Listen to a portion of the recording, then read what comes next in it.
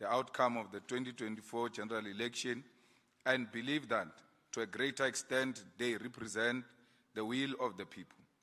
We, however, note the discrepancies, unprofessional conduct, dysfunctional occurrences, and inconsistent results capturing that have been brought to our attention from different parts of South Africa.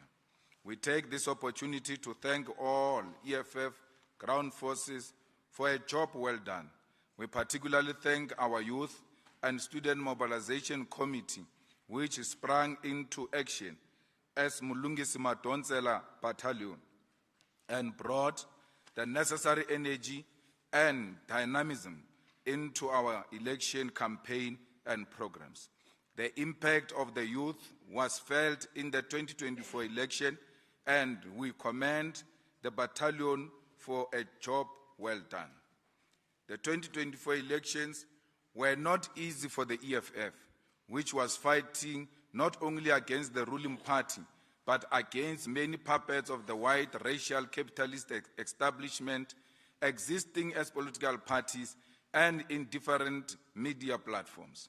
The 2024 elections were not easy because whatever effort and resources dedicated in the province of KwaZulu-Natal, parts of Gauteng, and Mpumalanga were undermined by the commendable and decisive rise of Mkhonto weSizwe, which performed above the EFF in KZN and Mpumalanga. We nevertheless congratulate and commend the people of South Africa for voting out the ruling party from an absolute parliamentary majority, which was abused since 1994. Over the past 30 years, the ANC had used its parliamentary majority to protect mediocrity and corruption, and to also preclude any form of alternative perspective and thoughts on how our country should be governed. In the recent past, during the EFF's participation in parliament, the ANC misused its parliamentary majority to do the following: distorted and voted against the EFF motion that sought to amend Section 25 of South Africa's Constitution, which would have made it possible to expropriate without compensation and to make the state the legitimate custodian of all of South Africa's land. Voted against the EFF motion, which sought to repeal all colonial and apartheid legislations that are still part of South Africa's legislative body and system. Voted against the EFF motion to conduct a parliamentary inquiry on the conditions and remuneration of mine workers and farm workers in South Africa. Voted against the EFF motion to introduce free quality education for the poor at institutions of higher learning. Voted against a parliamentary motion to investigate the allegation of corruption in Eskom. Voted against a well-investigated and clear report on the criminal activities that took place in Palapala farm of the sitting president Cyril Ramaphosa. Voted for the illegal suspension and expulsion of EFF members of parliament from parliamentary participation, which prevented the EFF from participating in the 2024 State of the Nation address. This and many other anomalies constitute the core of how the former liberation movement misused its parliamentary majority and dismally failed to bring about thoroughgoing economic emancipation to the people of South Africa. In the past 30 years, the EFF dismally failed to use the ANC dismally failed to use the parliamentary majority to bring about legislative changes that will have improved the living conditions of our people. We therefore appropriate that for the first time since 1994, the parliamentary majority of the ANC has been broken, and that from now henceforth, Parliament will take decisions based on logic and sense and not on entitlement of being the sole dominant ruling party. Parliament will now be better positioned as a true representative of our people and not a platform to protect the political elite of the ruling class.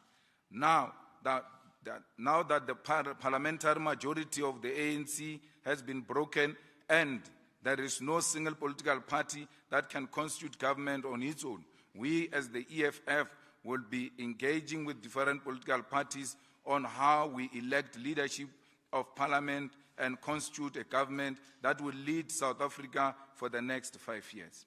We will engage with all political parties with an appreciation that a government should be constituted within the next 14 days, meaning that some of the issues might be resolved after the base agreements have been reached. As previously mandated by the Central Command Team, CCT, after the 2021 local government elections, the EFF negotiations principles are as follows. Appreciation of the EFF 7 non-negotiable cardinal pillars for economic freedom in our lifetime, service delivery commitments with timelines particularly on land, jobs, water, electricity, flushing toilets, and care for the people with disability. Anti-racism, meaning that whatever coalition is an outcome of EFF participation must not reinforce white supremacy and Afrikanerdom. Anti-imperialism, meaning that whoever we partner with must not be a puppet or representation of the West imperialist agenda and interests in South Africa. Commitment to Africa, common prosperity and development. Publication of all the concrete agreements reached with coalition partners to avoid a perception that they are secret agreements. Constant and honest engagements and reports to the people on the progress made on coalitions.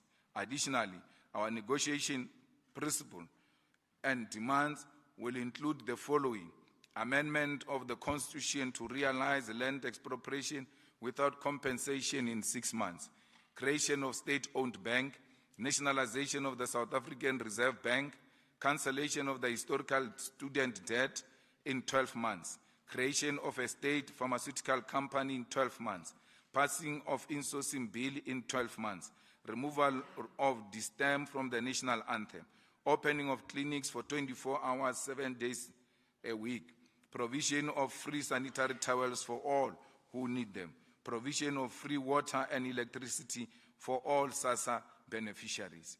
We will engage with all political parties that accept our principle and demands as legitimate, and will respect political parties that believe that our demands are irrational and must not be entertained.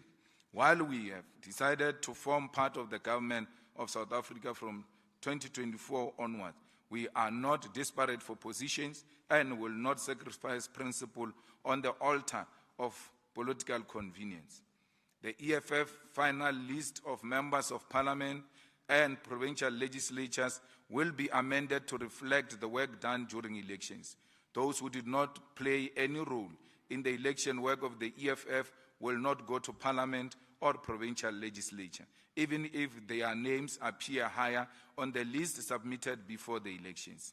The EFF officials who are mandated to be the final list committee will meet during the course of the week to conclude on the final list of those who are going to represent the EFF in national parliament and in different provincial legislatures.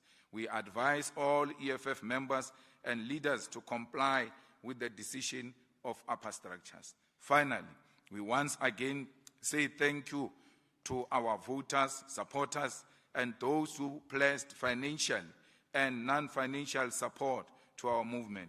We also convey our gratitude to those who kept us in their prayers so that we all are protected during the election program.